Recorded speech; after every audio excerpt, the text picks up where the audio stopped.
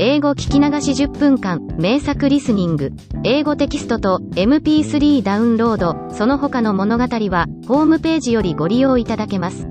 88thpp.com 88thpp.com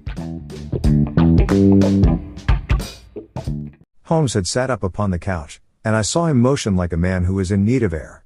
A maid rushed across and threw open the window. At the same instant I saw him raise his hand, and at the signal I tossed my rocket into the room with a cry of fire. The word was no sooner out of my mouth than the whole crowd of spectators, well-dressed and ill, gentlemen, ostlers, and servant maids, joined in a general shriek of fire. Thick clouds of smoke curled through the room and out at the open window. I caught a glimpse of rushing figures, and a moment later the voice of Holmes from within assuring them that it was a false alarm. Slipping through the shouting crowd I made my way to the corner of the street, and in 10 minutes was rejoiced to find my friend's arm in mine, and to get away from the scene of uproar. He walked swiftly and in silence for some few minutes until we had turned down one of the quiet streets which lead towards the Edgware Road. "You did it very nicely, Doctor," he remarked. "Nothing could have been better. It is all right. You have the photograph? I know where it is. And how did you find out?" "She showed me, as I told you she would. I am still in the dark." "I do not wish to make a mystery," said he, laughing. "The matter was perfectly simple. You, of course, saw that everyone in the street was an accomplice.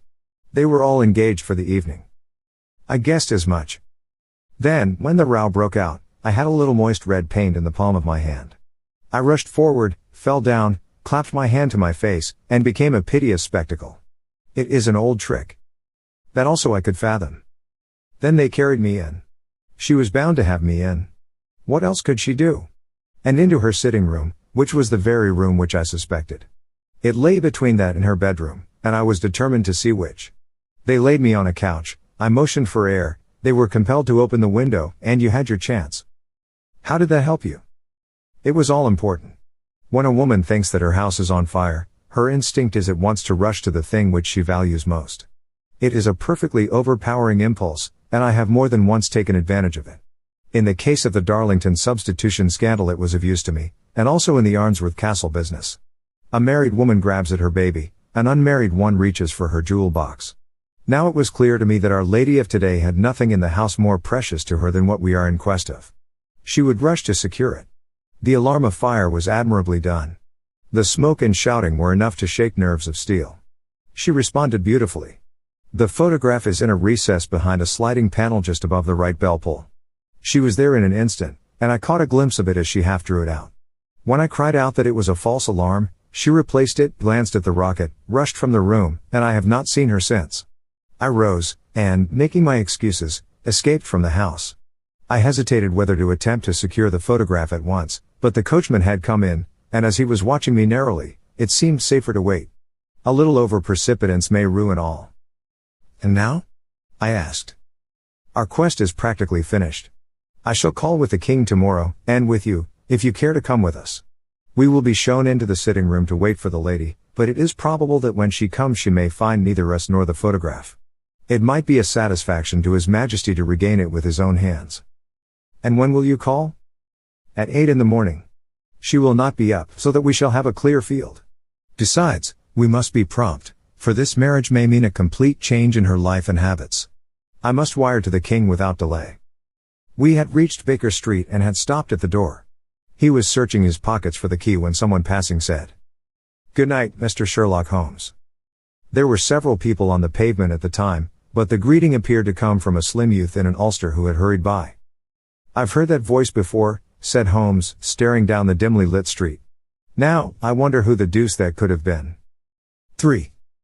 I slept at Baker Street that night, and we were engaged upon our toast and coffee in the morning when the King of Bohemia rushed into the room. "You have really got it," he cried, grasping Sherlock Holmes by either shoulder and looking eagerly into his face. "Not yet. But you have hopes?" "I have hopes." "Then, come. I am all impatience to be gone." "We must have a cab." "No, my brougham is waiting." "Then that will simplify matters." We descended and started off once more for Briony Lodge. "Irene Adler is married," remarked Holmes. "Married? When?" "Yesterday." "But to whom?" to an English lawyer named Norton. But she could not love him. I am in hopes that she does. And why in hopes? Because it would spare your majesty all fear of future annoyance. If the lady loves her husband, she does not love your majesty. If she does not love your majesty, there is no reason why she should interfere with your majesty's plan. It is true. And yet, well, I wish she had been of my own station. What a queen she would have made. He relapsed into a moody silence, which was not broken until we drew up in Serpentine Avenue. The door of Bryony Lodge was open, and an elderly woman stood upon the steps. She watched us with a sardonic eye as we stepped from the brougham. "Mr. Sherlock Holmes, I believe?" said she.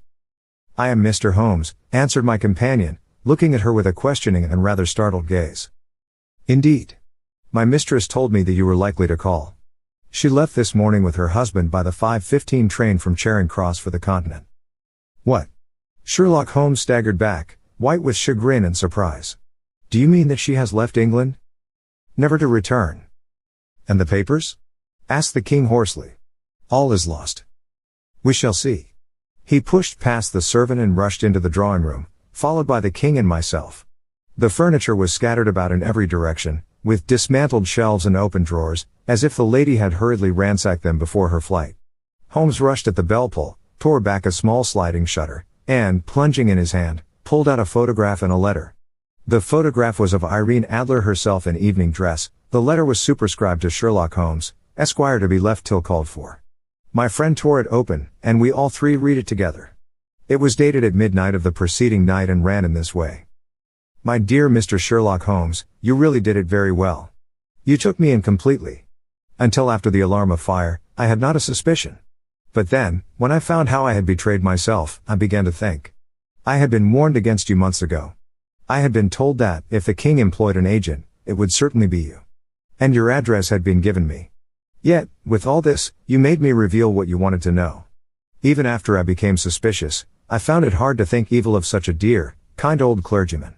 But, you know, I have been trained as an actress myself. Male costume is nothing new to me. I often take advantage of the freedom which it gives. I sent John, the coachman, to watch you, ran upstairs, got into my walking clothes, as I call them, and came down just as you departed. Well, I followed you to your door, and so made sure that I was really an object of interest to the celebrated Mr. Sherlock Holmes. Then I, rather imprudently, wished you good night, and started for the temple to see my husband. We both thought the best resource was flight, when pursued by so formidable an antagonist, so you will find the nest empty when you call tomorrow. As to the photograph, your client may rest in peace.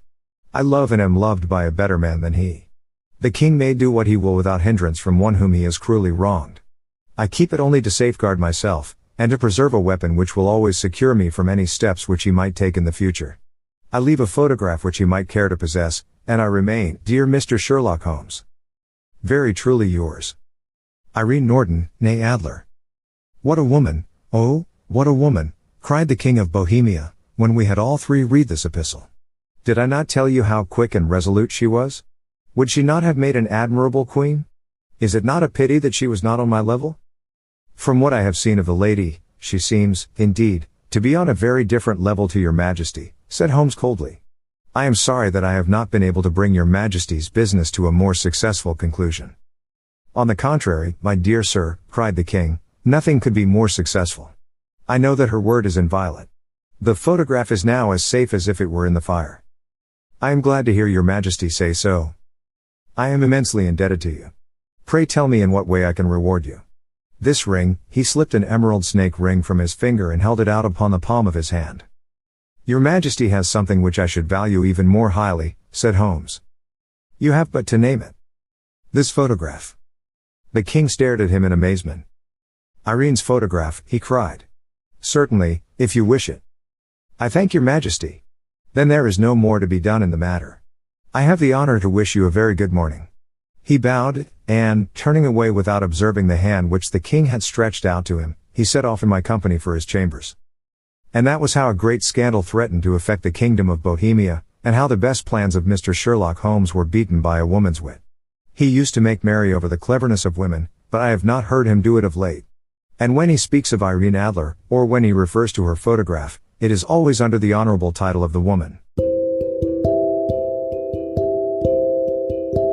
Audiobook. Living in Kyoto by Hidemi Woods. Now on sale in online stores. 44 available distributors. Apple, Google Play, Amazon Audible, or else.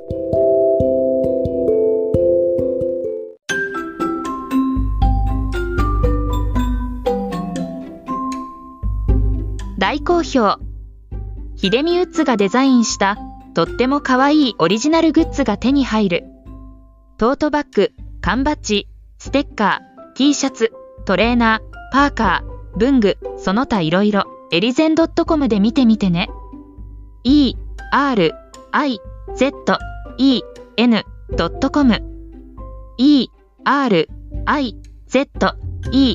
erizen.com エリゼン .com。